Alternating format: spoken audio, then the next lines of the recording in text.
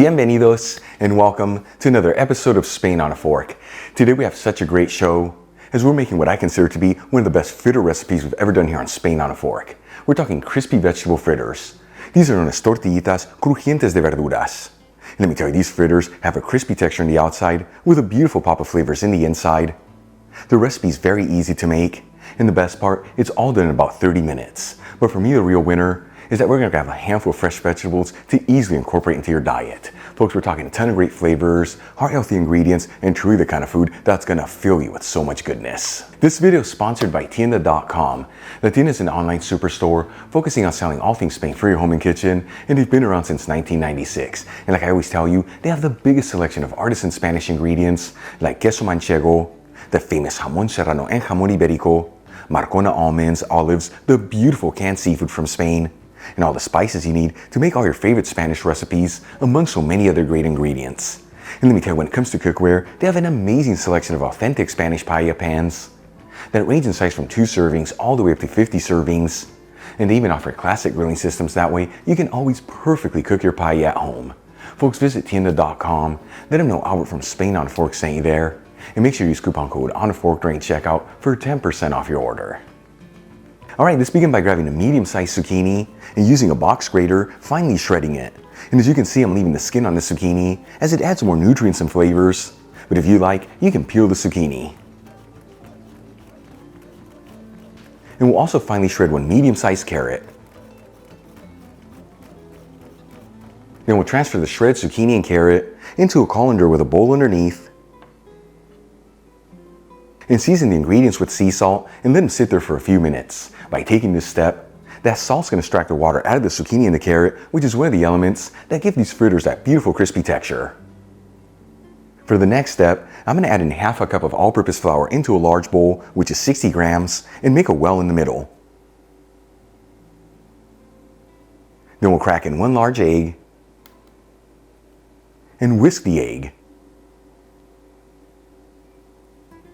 Then we'll add in 1/3 cup of sparkling water, which is 90 milliliters, and whisk everything together until we end up with a smooth batter. You can also use club soda here, or even beer if you like.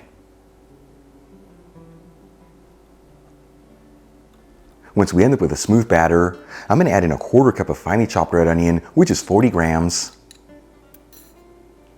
Finely grate in 1 clove of garlic. As always, if you don't have a grater, you can finely mince it. 2 ounces of roughly chopped spinach, which is 60 grams. I'm using fresh bag spinach here, but you can also use the frozen stuff. Just make sure to fully thaw it out and remove any of the excess water in the spinach. And half a cup of grated cheese, which is 60 grams. I'm using a Spanish manchego that's been aged for 6 months, but you can use whatever cheese you like. And we'll give it a mix until it's well mixed together.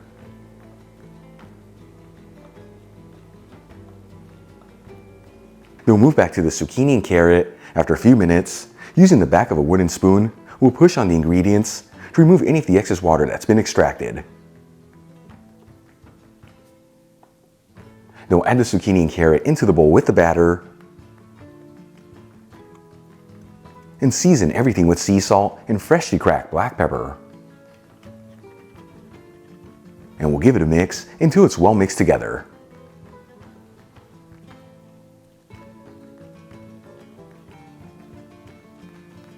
And that's the exact texture you want from your batter. If you see that yours is too thick, add in some more liquid, and vice versa, if it's too thin, add in some flour. But like I've told you in the past, these fritter batters are very forgiving, meaning even if you don't have it right on the money, you're still going to end up with delicious fritters. For the next step, let's start cooking them up.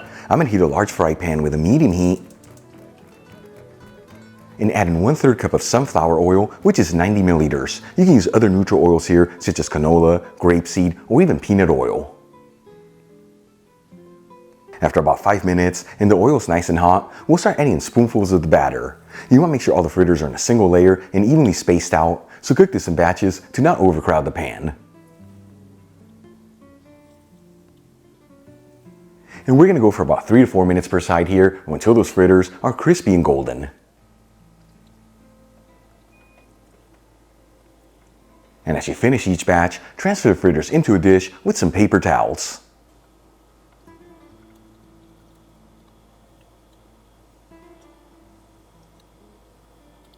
Once all the fritters have been fried up, let's make a very simple yogurt sauce that takes them to the next level. I'm going to add in half a cup of plain Greek yogurt into a bowl, which is 120 grams. Then we'll finely grate in 1 large clove of garlic. Once again, if you don't have a grater, you can just finely mince it. Squeeze in 1 teaspoon of fresh lemon juice, which is 5 milliliters. Drizzle in 1 tablespoon of extra virgin olive oil, which is 15 milliliters. And 1 teaspoon of dry dill, which is about 1.5 grams. Then we'll season with sea salt and a generous portion of freshly cracked black pepper. And we'll give it a whisk until it's well mixed together. Then we'll add the sauce into a serving dish and decorate the fritters around it.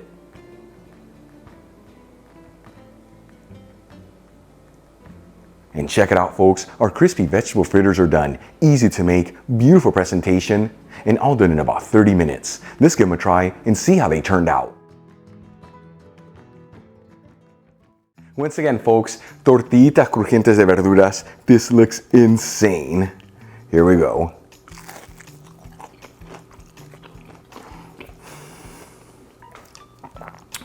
Still piping hot. That right there is absolutely delicious. We have that crispiness in the outside. The inside, so many great flavors with those vegetables and cheese.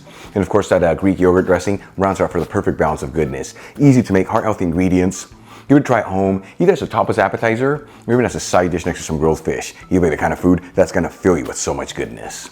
Real quick before I go, a shout out to a couple of my patrons, Tom Pagano, Tandy Irvin, Maria, and Karen Reynolds. And guys, thank you so much for being patrons of Spain on a Fork. You know how much I appreciate you. Enjoyed today's video, hit that like button. Leave me a comment below, and if you're not subscribed, don't forget to smash that subscribe button and click on the bell icon. That way you can get notified every time I release new content and to become a part of the Spain on a Fork family. Till the next time, hasta luego.